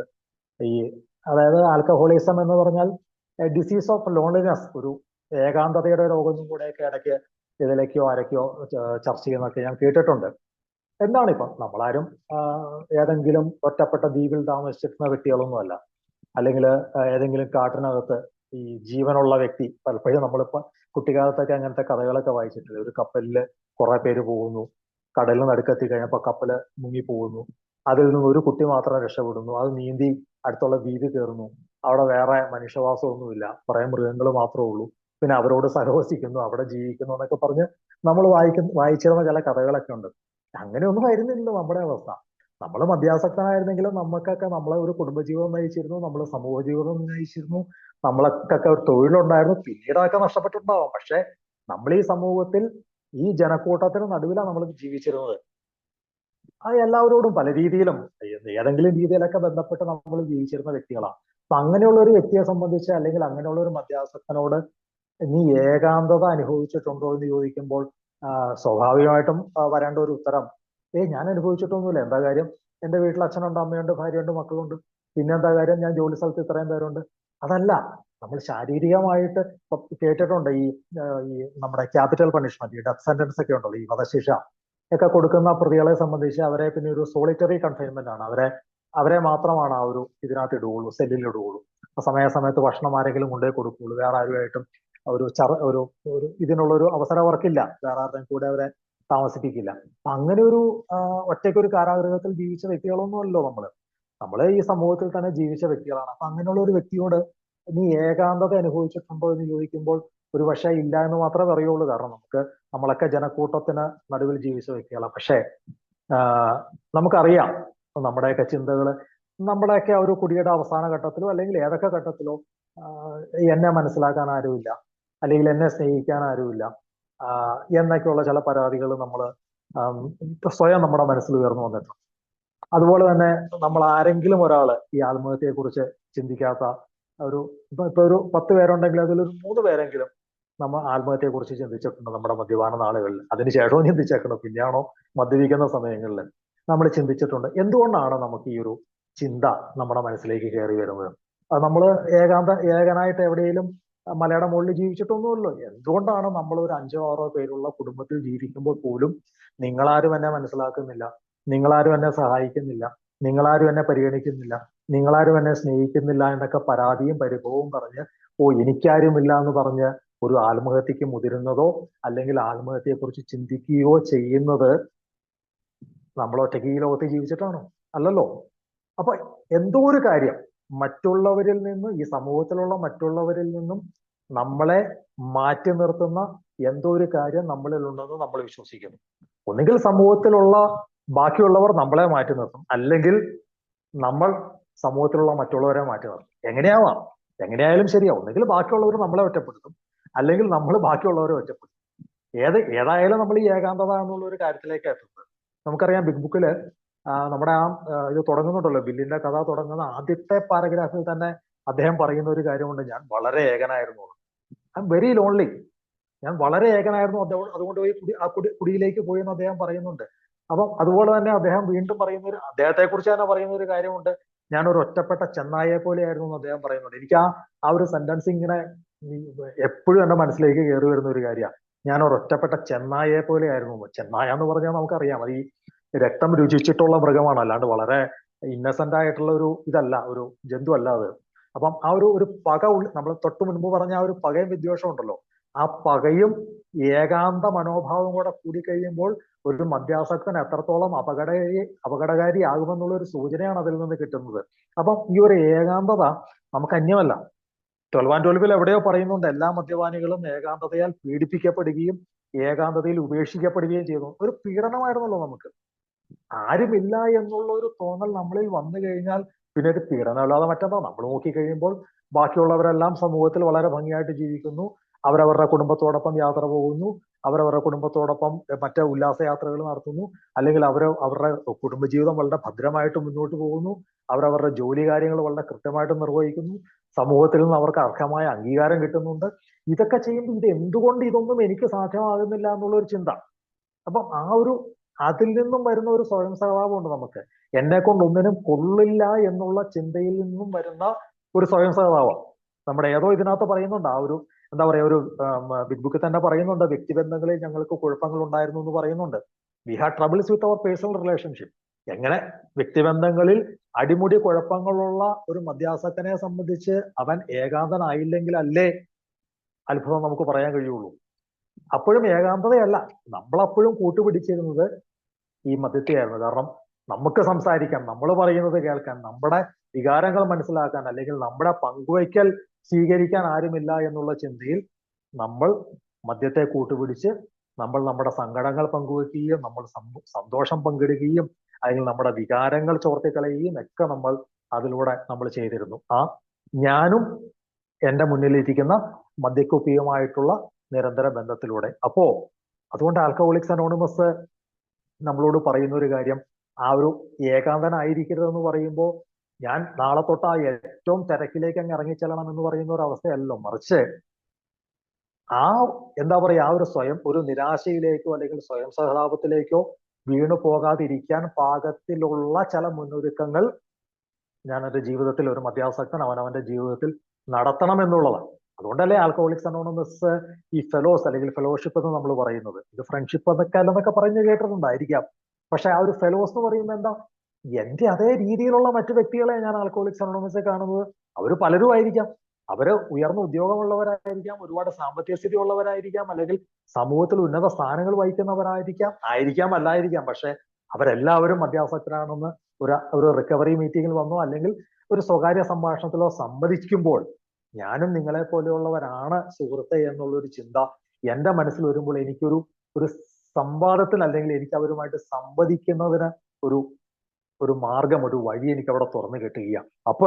അപ്പൊ അവിടെയാണ് എന്റെ ഏകാന്തതയെ അലിയിച്ചു കളയാൻ പാകത്തിൽ എനിക്ക് ആദ്യം കിട്ടുന്ന, വാതിൽ തുറന്നു കിട്ടുന്ന ഒരു അവസരമാണ് ആൽക്കഹോളിക്സ് അനോണിമസിൽ എന്നോടൊപ്പമുള്ള മറ്റ് മദ്യാസക്തർ. കാരണം ഞാൻ പറയുന്നത് അവർക്കും, അവർ പറയുന്നത് എനിക്കും മനസ്സിലാകുന്ന ചില സാഹചര്യങ്ങൾ. വ്യത്യസ്തതകൾ ഒരുപാട് ഉണ്ടാവാവുന്നേ മറ്റു കാര്യങ്ങളിൽ. പക്ഷെ നമ്മളെല്ലാവരും ബന്ധപ്പെട്ട് ബിഗ് ബുക്കിൽ പറയുന്നുണ്ടല്ലോ, ഒരു തോണി മറിഞ്ഞ് നമ്മളെല്ലാവരും ഒരേ കപ്പൽ യാത്രയുടെ ഭാഗമായിട്ടൊക്കെ നമുക്കൊക്കെ ഒറ്റ കാര്യമുള്ളൂ, നമ്മൾ സുബോധമായിട്ട് നിൽക്കുക, നമ്മുടെ ജീവൻ രക്ഷിക്കുക എന്നുള്ള ഒറ്റ ലക്ഷ്യത്തിൽ നമ്മൾ ആൽക്കഹോളിക്സ് അനോണിമസിലൂടെ പോകുമ്പോൾ എനിക്ക് സമ്മതിക്കാൻ പാകത്തിന് ഒരാളെ എനിക്ക് അവിടെ കിട്ടുകയാണ്. അങ്ങനെ ഈ ഏകാന്തതയിൽ നിന്നുള്ള മോചനം. അതുകൊണ്ടല്ലേ നമ്മൾ പലപ്പോഴും ഇതിനകത്ത് പറയുന്നുണ്ടല്ലോ, എന്തെങ്കിലും മാനസിക പ്രശ്നം വരുമ്പോൾ നമ്മൾ മറ്റുള്ളവരെ വിളിക്കുക, അല്ലെങ്കിൽ കുടിക്കുന്നതിന് മുൻപ് സ്പോൺസറെ വിളിക്കാന്നൊക്കെ നമ്മുടെ ടോക്കന്റെ പുറകിലൊക്കെ എഴുതിയിട്ടുണ്ടല്ലോ. കുടിച്ചു കഴിഞ്ഞിട്ടല്ല വിളിക്കേണ്ടത്, ഇതിനെക്കുറിച്ചുള്ള ചിന്ത വരുന്നതിന് മുൻപ് നമ്മൾ വിളിക്കണം എന്നൊക്കെ പറയുന്നത് എന്നെ മനസ്സിലാക്കാൻ പാകത്തിനുള്ള ഒരു വ്യക്തിയുമായിട്ടൊരു ബന്ധം സ്ഥാപിച്ചെടുക്കാൻ വേണ്ടി മാത്രമാണ് പറയുന്നത്. അപ്പൊ ഒരു ഏകാന്തതയുടെ തുരുത്തിൽ നിന്നും പുറത്ത് കടക്കേണ്ട ഒരാവശ്യം, അല്ലാതെ ഒരു മുറി അടച്ചിട്ടോ അല്ലെങ്കിൽ ആള് കയറാത്ത ഏതെങ്കിലും ബങ്കറിനകത്ത് അടച്ചിട്ടോ ഇരിക്കുക എന്നുള്ള ഒരു അവസ്ഥയല്ല, മറിച്ച് ഒരു കടുത്ത നിരാശ, ഒരു സ്വയം സഹതാപം, എന്താ പറയാ, മറ്റുള്ളവരോടുള്ള പക, ഇങ്ങനെ എല്ലാ വികാരങ്ങളും കൂടി സ്വയം ഉള്ളിലേക്ക് ഒതുങ്ങുന്ന പ്രകൃതത്തിൽ നിന്നും പതുക്കെ പുറത്തേക്കുള്ള ഒരു ക്ഷണം ആൽക്കഹോളിക്സ് അനോണിമസ് മദ്യാസക്തനോട് പറയുന്നുണ്ട്. അതിന്റെ ഒരു തുടക്കമാണ് നമ്മളോട് ഈ മറ്റ് അംഗങ്ങളുമായിട്ടുള്ള ബന്ധം. അതുമല്ലല്ലോ ആൽക്കഹോളിക്സ് അനോണിമസ് ലക്ഷ്യമിടുന്നത്. ഏതോ ഒരു ഇതിനകത്ത് ലിറ്ററേച്ചറിൽ പറയുന്നുണ്ട്, ഈ സമൂഹത്തിലെ നമ്മുടെ ഒരു മികച്ച പൗരന്മാരായി തീരുക എന്നുള്ള ഒരു കാര്യം കൂടെ അതിനകത്ത് പറയുന്നുണ്ട്. ഈ സമൂഹം എന്ന് പറയുന്ന ആൽക്കഹോളിക്സ് അനോണിമസിലെ അംഗങ്ങൾ മാത്രമല്ലല്ലോ, എത്രയോ ആൾക്കാർ, എത്രയോ കോടിക്കണക്കിന് ആൾക്കാരുണ്ട്. അപ്പൊ അതാണ് ഒരു സെൻസ് ഓഫ് ബിലോങ്ങിങ് എന്ന് പറയുന്ന ഒരു കാര്യം. പണ്ടങ്ങനെ ആയിരുന്നില്ല, എവിടെ ചെന്നാലും അയ്യോ ഞാൻ അവിടെ വന്നാൽ ശരിയാവില്ല, അല്ലെങ്കിൽ അയ്യോ ഞാൻ അങ്ങോട്ടില്ല, എന്താ എനിക്ക് തന്നെ തോന്നിയാണ് ഞാൻ അവിടെ യോജിച്ച ആളല്ല എന്ന് തോന്നിയ. മറിച്ച് ഇതിനപ്പുറത്തേക്ക് മാറി ആൽക്കഹോളിക്സ് അനോണിമസ് നിർദ്ദേശിക്കുന്ന കാര്യങ്ങളിലൂടെ ജീവിതം മുന്നോട്ട് കൊണ്ടുപോയി കഴിയുമ്പോൾ ഞാനും ഏതൊക്കെയോ തലത്തിൽ, പരിമിതികൾ ഉണ്ടാവാം, പക്ഷെ ഏതൊക്കെയോ തലത്തിൽ ഞാൻ ഈ ലോകവുമായിട്ട് അല്ലെങ്കിൽ ഈ ഭൂമിയുമായിട്ട്, ഈ ഒരു പ്രപഞ്ചവുമായിട്ട് ഞാൻ ബന്ധപ്പെട്ട് നിൽക്കുന്ന ഒരു വ്യക്തിയാണ് എന്നുള്ള ഒരു ചിന്ത മദ്യാസക്തനിലേക്ക് വരിക. നേരത്തെ അതില്ലായിരുന്നു, അതുകൊണ്ടല്ലേ ആത്മഹത്യ ചെയ്യാൻ പോകുന്നത്. ഞാനൊരു അനാവശ്യമാണ് ഈ ഭൂമിയിൽ നിന്നുള്ള ചിന്തയിൽ നിന്നല്ലേ നമ്മൾ ഈ പലപ്പോഴും ആത്മഹത്യയെ കുറിച്ചൊക്കെ ചിന്തിക്കുകയും ശ്രമിക്കുകയൊക്കെ ചെയ്തിരുന്നത്. ഇതല്ല. പലപ്പോഴും എന്താ, നമ്മൾ ഈ മറ്റുള്ളവർക്ക് ഉപകാരപ്രദമായിട്ട് ജീവിക്കാൻ പാകത്തിൽ സ്വയം മാറ്റിയെടുക്കുന്ന ഒരു പ്രക്രിയയല്ലേ ആൽക്കഹോളിക്സ് അനോണിമസിൽ പലപ്പോഴും നടത്തേണ്ടത്. അപ്പം അങ്ങനെ വന്നു കഴിയുമ്പോൾ ഞാനൊരു അനാവശ്യമാണെന്നുള്ള ചിന്തയിൽ നിന്നും ഞാനൊരു ആവശ്യം എന്ന് പറഞ്ഞാൽ ഞാനില്ലെങ്കിൽ ഒന്നും നടക്കില്ല എന്നുള്ളതല്ല, മറിച്ച് ഈ ഒരു വലിയ പ്രപഞ്ചത്തിൽ എനിക്ക് എന്റേതായിട്ടുള്ള ഒരു പങ്ക് നിർവഹിക്കാനുണ്ട് എന്നുള്ള ആ ഒരു ചെറിയ ബോധ്യത്തിൽ കാര്യങ്ങൾ ചെയ്തു തീർക്കുക എന്നുള്ളത്. അതാണ് ഈ ഒരു ഏകാന്തത എന്ന് പറയുമ്പോൾ അത് വീണ്ടും ആവർത്തിക്കുന്നത്. അതുകൊണ്ടാണ് ആരുമില്ലാത്ത അവസ്ഥയല്ല, മറിച്ച് ആൾക്കൂട്ടത്തിന് നടുവിലായിരിക്കുമ്പോൾ പോലും ആ ഒരു ഒറ്റപ്പെടൽ അനുഭവിച്ചിരുന്ന മദ്യാസക്തൻ ആ ഒരു ചിന്തകൾക്ക് വിധേയമായിട്ട് ഒരു അവസ്ഥയിലേക്ക് പോയി കഴിയുമ്പോൾ തീർച്ചയായിട്ടും അതിന് പോകാനുള്ള ഒരു മാർഗം അടുത്ത മദ്യഷാപ്പ് മാത്രമേ ഉള്ളൂ. അപ്പൊ അതിൽ നിന്നും മാറി ആ ഏകാന്തതയെ മറികടക്കാനുള്ള മാർഗങ്ങൾ അവലംബിക്കുക എന്നുള്ളതാണ്. പ്രത്യേകിച്ച് നമ്മൾ ആൽക്കഹോളിക്സ് അനോണിമസിൽ കെയിം ടു ബിലീവ് എന്ന് പറയുന്ന ഒരു പുസ്തകത്തിനകത്ത് ഒരുപാട് ആർട്ടിക്കിൾസ് ഉണ്ട്. അതിനകത്ത് പറയുന്ന ഒരു കാര്യമുണ്ട്, പറയുന്ന കാര്യമല്ല, അതൊക്കെ ഒരുപാട് പേരുടെ എക്സ്പീരിയൻസസ് ആണ്. അതിൽ ഇതിന്റെ തലക്കെട്ട് എങ്ങനെയാണ്, ഫ്രം ലോൺലിനെസ് ടു സോളിറ്റ്യൂഡ് എന്ന്. രണ്ടും ഏകാന്തത തന്നെയാണ്. ഒരു സോളിറ്റ്യൂഡിലേക്ക് കുറച്ചുകൂടി നമ്മൾ ആ ഒരു ഹയർ പവറിന്റെ കാര്യമൊക്കെ പറയുന്നുണ്ടല്ലോ, കുറച്ചുകൂടി ഒരു എന്താ പറയാ, നമ്മൾ ആദ്യം പറഞ്ഞ സജീവമായിട്ട് നിലനിൽക്കേണ്ടതിന്റെ ഒരു ആവശ്യകതയൊക്കെ ഇതിനായിട്ടാണ് നമ്മൾ ബന്ധപ്പെട്ട് നിൽക്കുന്നത്. ആ ഒരു മഹത്തായ ശക്തിയുമായിട്ട് ഐക്യപ്പെട്ട് നിന്ന് കഴിയുമ്പോൾ നമ്മൾ അനുഭവിച്ചത് അന്നത്തെ ഏകാന്തതയല്ല ഇപ്പോൾ അനുഭവിക്കുന്നത്, മറിച്ച് വളരെ ഗ്രേസ്ഫുൾ ആയിട്ടുള്ള, വളരെ ബ്ലിസ്ഫുൾ ആയിട്ടുള്ള ഒരു സോളിറ്റ്യൂഡ് നമ്മൾ അനുഭവിക്കുന്ന ഒരു പ്രക്രിയയിലേക്ക് മാറേണ്ട കാര്യമൊക്കെ ആ ആർട്ടിക്കിൾ വായിക്കുന്നുണ്ട് നമ്മൾ. ഏതായാലും നമ്മുടെ ആ ഒരു കൊടും നിരാശയിലേക്ക് കൊണ്ടുപോകുന്ന ചിന്തകളെ മാറ്റി നിർത്തി പലപ്പോഴും ആൽക്കഹോളിക്സ് അനോണിമസ് പറയുന്ന ആ ചില ടിപ്സുകൾ അല്ലെങ്കിൽ ആ പ്രോഗ്രാമിലൂടെയൊക്കെ നമ്മൾ ജീവിതം മുന്നോട്ട് കൊണ്ടുപോയി ആ ഏകാന്തതയെ മറികടക്കുക. പ്രത്യേകിച്ചും ഇതൊരു ഏകാന്തത കൃത്യമായിട്ട് ഒരു മദ്യാസക്തൻ അനുഭവിച്ചിട്ടുണ്ടെന്ന് നമുക്ക് എല്ലാവർക്കും അറിയാം. അപ്പൊ അതിൽ നിന്ന് മാറി ദിസ് ഈസ് മൈ പ്ലേസ്, അല്ലെങ്കിൽ ഞാനും ഇവിടെ ഒരു ഭാഗമാണ് എന്നുള്ളൊരു തോന്നലിലേക്ക് വരാൻ പാകത്തിൽ ഒരു മദ്യാസക്തൻ മാറുക എന്നുള്ളതാണ്. ഒന്നും ആരും കൊണ്ടുവന്ന് മാറ്റുന്നതല്ല, ഇതൊക്കെ സ്വയം മാറുക എന്ന് മാത്രമാണ് നമുക്ക് ഇതിനെക്കുറിച്ച് ചിന്തിക്കാൻ സാധിക്കുകയുള്ളൂ. അപ്പൊ നമ്മള് 3 കാര്യങ്ങൾ കവർ ചെയ്തു എന്ന് എനിക്ക് തോന്നുന്നു. സമയം എനിക്ക് തോന്നുന്നു 5-6 മിനിറ്റ് കൂടെ ഉണ്ടോ തോന്നുന്നു. അപ്പോൾ ഒരു കാര്യം കൂടെ ഉണ്ട്, അതും കൂടെ പറഞ്ഞ് നമുക്ക് ഈ ഒരു ചർച്ചയല്ല, ഈ ഒരു ചിന്ത നമുക്ക് അവസാനിപ്പിക്കാം. എന്താ പറയാ, ആ ഒരു ടയർഡ്നെസ്, ക്ഷീണം വളരെ കൃത്യമാണ്. അത് നമ്മൾ ആദ്യം പറഞ്ഞ വിശന്നിരുന്ന് കഴിയുമ്പോൾ നമുക്ക് ക്ഷീണം വരും, ക്ഷീണം വരുമ്പോൾ ദേഷ്യം വരും. അതൊക്കെ എനിക്ക് അങ്ങനെയുള്ള ആളാണ്. വിശന്ന് കഴിയുമ്പോൾ എനിക്ക് ക്ഷീണം വരുമ്പോൾ എനിക്ക് കൃത്യസമയത്ത് ഭക്ഷണം കിട്ടിയില്ലെങ്കിൽ ഞാൻ വളരെ പ്രശ്നം ഉണ്ടാക്കുന്ന ഒരാളാണ്. അപ്പൊ ഇത് ശാരീരികമായിട്ടും മാനസികമായിട്ടൊക്കെ ഉണ്ടാവും. നമ്മളൊക്കെ ഓരോ ജോലിക്കൊക്കെ പോകുന്ന ആൾക്കാരല്ലേ, ശാരീരികമായിട്ട് അധ്വാനിക്കുന്നവരുണ്ടാവാം, മാനസികമായിട്ട് അധ്വാനിക്കുന്നവരുണ്ടാവാം. എന്തായാലും ആ ഒരു ജോലിയുടെ അവസാനം നമുക്ക് ക്ഷീണം വരും. അപ്പൊ എങ്ങനെയായാലും നമുക്ക് പെട്ടെന്ന് ഒരു ചിന്ത വരുന്ന ശരീരത്തിന്റെ ഊർജ്ജം നഷ്ടപ്പെട്ട് കഴിയുമ്പോൾ നമുക്ക് പണ്ടൊക്കെ അങ്ങനെയായിരുന്നല്ലോ, അവസാനം ഒന്ന് റിലാക്സ് ചെയ്യാൻ. ഞാനൊക്കെ അങ്ങനെയായിരുന്നു. വളരെ തിരക്കുള്ള കുറച്ച് ദിവസങ്ങളുടെയൊക്കെ അവസാനം 2 പെഗ് അടിച്ച് റിലാക്സ് ചെയ്യാം എന്നുള്ള ചിന്തയിലാണ് ബാറിലേക്കൊക്കെ പോകുന്നത്. പിന്നെ കഥകൾ നമുക്ക് അറിയാലോ, 2 പൈന്റ് 2 ഫുള്ളും ഒക്കെ ആയിട്ട് മാറുന്ന അവസ്ഥ. അതൊക്കെ അവിടെ നിൽക്കട്ടെ. അപ്പൊ ഒരു റിലാക്സേഷൻ നമുക്ക് ഈ മദ്യം തന്നിരുന്നു. അപ്പൊ അതുകൊണ്ട് പലപ്പോഴും പറയുന്നുണ്ട്, ആ ഒരു ക്ഷീണാവസ്ഥയിൽ നിന്നും മാറി നിൽക്കാൻ, അല്ലെങ്കിൽ ആ ഒരു ക്ഷീണിതമാവുന്ന അവസ്ഥയിലേക്ക് പോകാതെ അതിനു മുൻപ് തന്നെ ആ ഒരു ശരീരത്തെ ഏറ്റവും ഉത്തേജിപ്പിക്കുന്ന ഒരു കാര്യവുമായിട്ട് ബന്ധപ്പെട്ട് നിൽക്കാൻ പറയുന്നുണ്ട്. മാനസികമായിട്ടുള്ള അല്ലെങ്കിൽ ഭൗതിക തലത്തിലുള്ള അധ്വാനമാണെങ്കിലും ഒക്കെ ശരി തന്നെയാണ്. ഒന്നിനേക്കാൾ മെച്ചമൊന്നും ഒന്നിനേക്കാൾ താഴെയൊന്നും അല്ല. എല്ലാം ശാരീരിക അധ്വാനമാണെങ്കിലും ഭൗതിക തലത്തിലുള്ള ശ്രമങ്ങളൊക്കെ ആണെങ്കിലും ഇങ്ങനെയൊക്കെ തന്നെയാണ്. അപ്പൊ അതുകൊണ്ട് തന്നെയാണ് നമ്മുടെ ആ സുബോധ ജീവിതത്തിൽ പറയുന്നുണ്ട്, ആ ഒരു മതിയായ വിശ്രമം എടുക്കാൻ പറയുന്നു, ടേക്ക് റെസ്റ്റ് എന്ന് പറയുന്നുണ്ട്. ശരിയായ നല്ല കാര്യം, നമുക്കൊക്കെ അത് ജീവിതത്തിൽ ഒരുപാട് പ്രയോഗിക്കാവുന്ന ഒരു കാര്യമാണ്. നമ്മൾ ആദ്യം പറഞ്ഞ പോലെ തന്നെ ഇത് വെറും നമുക്ക് ആ രീതിയിൽ മാത്രം എടുക്കുന്നതിന് പകരം, ഇപ്പം രാവിലെ തൊട്ട് വൈകുന്നേരം വരെ നമ്മൾ ജോലി ചെയ്തു, വൈകുന്നേരം 7 മണിയായപ്പോൾ ക്ഷീണിച്ചു. അപ്പം ക്ഷീണിക്കാതിരിക്കാൻ നമ്മൾ ഇടയ്ക്കൊന്ന് റെസ്റ്റ് എടുത്തു. അതൊക്കെ ഒരു ശാരീരിക അവസ്ഥ, നമ്മുടെ മനസ്സിനൊക്കെ ഒരു സുഖം കിട്ടുമായിരിക്കും. കുറച്ചുകൂടെ നമ്മൾ നോക്കിക്കഴിഞ്ഞാൽ എന്താണിത് ഈ ക്ഷീണിക്കുക എന്ന് പറഞ്ഞു കഴിഞ്ഞാൽ, ഒരു എക്സോഷൻ എന്ന് പറയുന്ന ഒരു കാര്യമുണ്ട്. നമ്മൾ ഈ പരിശീലനമാവുന്ന ചില സാഹചര്യങ്ങളുണ്ട്. നമ്മൾ ആസ്ബിലിസിറ്റ് നോക്കിക്കഴിഞ്ഞാൽ അറിയാം, അതിൽ ഏതോ ഒരു ഭാഗത്ത് ഈ പൊതുവെ നമ്മൾ ഈ പുനർപതനത്തിലേക്കൊക്കെ പോകുന്ന ഒരുപാട് കാര്യങ്ങൾ അദ്ദേഹം പറഞ്ഞതിൽ ഒരു കാര്യം ഇതാണ്, ഈ പരിശീലനത്തിനാവുക.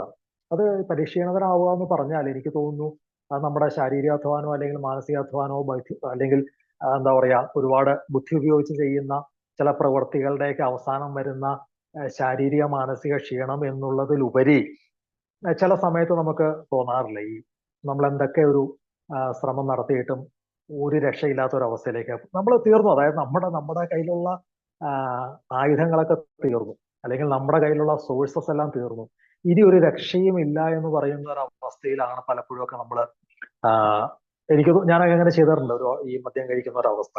അതായത് ചില പ്രശ്നങ്ങളൊക്കെ വന്നു കഴിയുമ്പോൾ നമ്മൾ ചെയ്യാവുന്ന കാര്യങ്ങളൊക്കെ ചെയ്യും, പക്ഷെ അതുകൊണ്ട് ഒരു ഫലം ഉണ്ടാവില്ല. പിന്നെ ഈ നേരത്തെ പറഞ്ഞ പോലെ പിന്നെ ദേഷ്യമായി, നിരാശയായി, സ്വയം സ്വഭാവമായി, ഡിപ്രഷനായി ഒക്കെ ആയി പോയി മദ്യം കഴിക്കുന്ന ഒരു അവസ്ഥ. അപ്പൊ എന്താണ് ഈ പരിശീലനം? ഒരു മദ്യാസക്തനെ സംബന്ധിച്ച് അവന്റെ റിസോഴ്സസ് ഇല്ലാതാകുന്ന, അല്ലെങ്കിൽ അതിനൊരു അവസാനമുണ്ട്. നമ്മളൊക്കെ മനുഷ്യരല്ലേ, പ്രത്യേകിച്ചും മദ്യാസക്തിയുടെ ഒരുപാട് ദൂഷ്യഫലങ്ങൾ നമ്മളൊക്കെ അനുഭവിച്ചിട്ടുണ്ട്. അപ്പൊ നമ്മുടെയൊക്കെ ആ ഒരു കപ്പാസിറ്റീസ്, അല്ലെങ്കിൽ നമ്മുടെയൊക്കെ ആ ഒരു റിസോഴ്സസിന് കുറച്ച് പരിമിതികൾ ഉണ്ടാവാൻ സാധ്യതയുണ്ട്. ഇല്ലാത്തവരുണ്ടാവും കേട്ടോ, പക്ഷെ എന്നെയൊക്കെ സംബന്ധിച്ച് വളരെ പരിമിതമാണ് എൻ്റെ ചില കാര്യങ്ങൾ.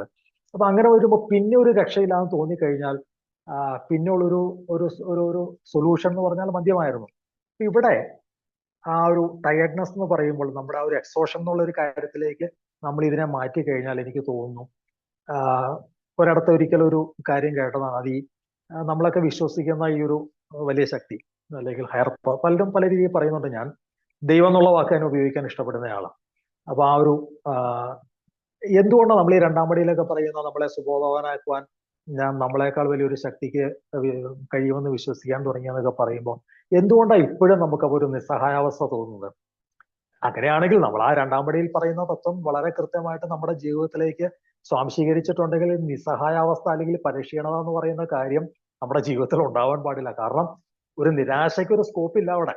ഒരു പരിക്ഷീണത എന്ന് പറയുന്ന ഒരു സാഹചര്യം ഉണ്ടാവില്ല. കാരണം എൻ്റെ ആ റിസോഴ്സസ് എല്ലാം കഴിഞ്ഞാൽ പോലും എന്നേക്കാൾ വലിയൊരു ശക്തിയുടെ ഒരു സംരക്ഷണം നമുക്ക് കിട്ടുമെന്നുള്ള ഒരു ഉറച്ച ബോധ്യം ഉണ്ടെങ്കിൽ എങ്ങനെയാണ് പിന്നെ ഒരു നിരാശയ്ക്കോ അല്ലെങ്കിൽ ഒരു ക്ഷീണാവസ്ഥയിലേക്കോ അല്ലെങ്കിൽ ഒരു പരിക്ഷീണതയിലേക്കൊക്കെ നമ്മൾ എത്തുന്നത്?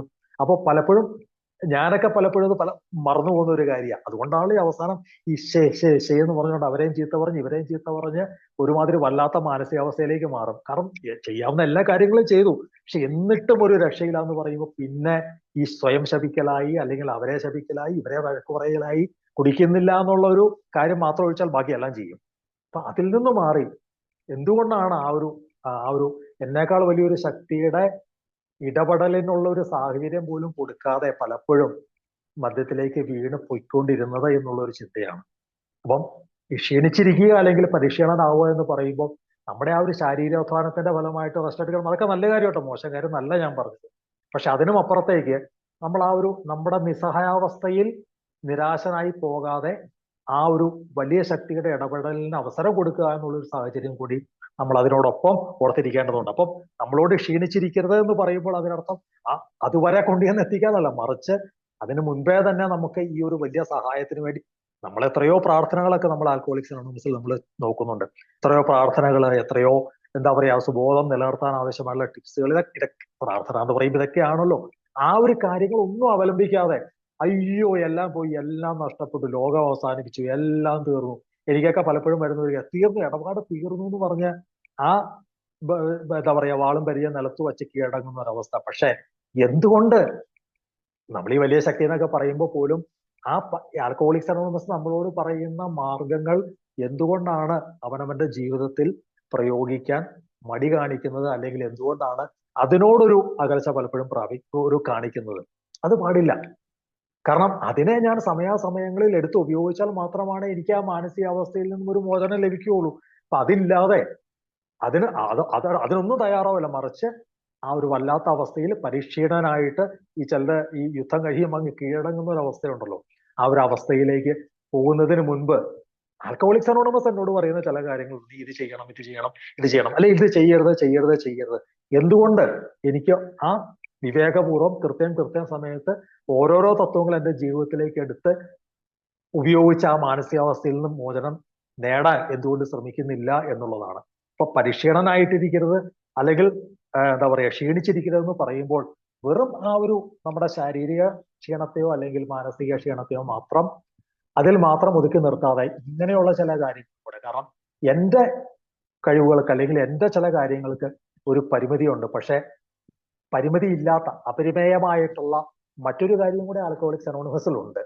അതാണല്ലോ, അതിനെക്കുറിച്ചാണല്ലോ ആൽക്കഹോളിക്സ് അനോണിമസ് പറയുന്നത്. അതിലേക്ക് എന്തുകൊണ്ട് എന്റെ ശ്രദ്ധ ചെല്ലുന്നില്ല, അല്ലെങ്കിൽ അതിലേക്ക് എന്തുകൊണ്ട് എന്റെ നോട്ടം ചെല്ലുന്നില്ല? അതിലേക്ക് ചെല്ലാതെ ആ എന്നെ എക്കാലത്തും കീഴടക്കിക്കൊണ്ടിരുന്ന മദ്യത്തിലേക്ക് എന്തുകൊണ്ട് വീണ്ടും നോട്ടം ചെല്ലുന്നു, അല്ലെങ്കിൽ എന്തുകൊണ്ട് ഞാൻ അതിനോട് കൂടുതൽ അട്രാക്റ്റീവ് ആകുന്നു എന്നുള്ള ഒരു ചിന്ത ഇതുമായിട്ട് നമ്മൾ കൂട്ടിച്ചേർത്ത് നോക്കേണ്ടതുണ്ട് എന്ന് എനിക്ക് തോന്നുന്നു. അതുകൊണ്ടാണ് ആ ഒരു കാര്യം പറയുമ്പോൾ ഇങ്ങനെയുള്ള കുറച്ചുകൂടി നമ്മൾ കുറച്ചുകൂടി ആ നമ്മുടെ ചിന്തയെ വിശാലമാക്കി കഴിയുമ്പോൾ ഇങ്ങനെയൊക്കെ നമുക്ക് മനസ്സിലാക്കാൻ സാധിക്കുമെന്ന് എനിക്ക് തോന്നുന്നു.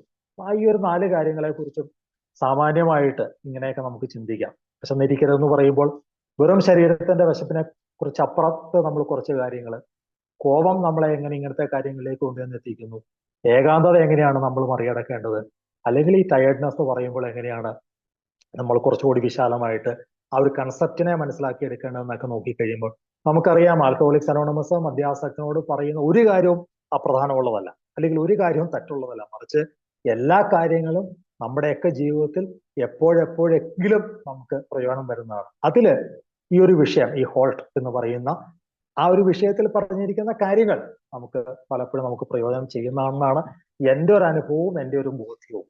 അപ്പൊ അതുകൊണ്ടാണ് ആ ഒരു ബോധ്യത്തിന്റെ അടിസ്ഥാനത്തിലാണ് എത്ര നേരം ഞാൻ സംസാരിച്ചത്. ഞാൻ ആദ്യം പറഞ്ഞ പോലെ എൻ്റെ ധാരണയിൽ വന്ന കാര്യങ്ങളാണ് ഇതൊരു പക്ഷെ കേൾക്കുന്നവർ അവർക്ക് സ്വീകാര്യമാണോ എന്ന് എനിക്കറിയില്ല. പക്ഷെ എൻ്റെ അനുഭവത്തിലും എൻ്റെ തോന്നലിലും ഒക്കെ ഇങ്ങനെയൊക്കെയാണ് എനിക്ക് പറയാൻ സാധിച്ചത്.